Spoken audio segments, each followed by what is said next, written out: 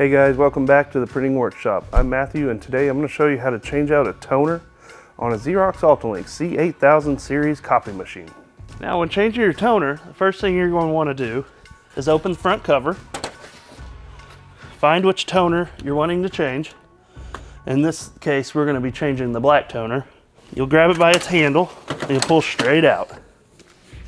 Then you'll get your new toner. It'll come in a box about like this. Now the handle says to open the box right here, but I like to open it on the end. It's a little easier.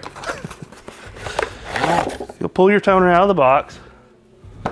You'll give it a couple shakes, and then you'll line up your tabs with the holes on the front of the machine.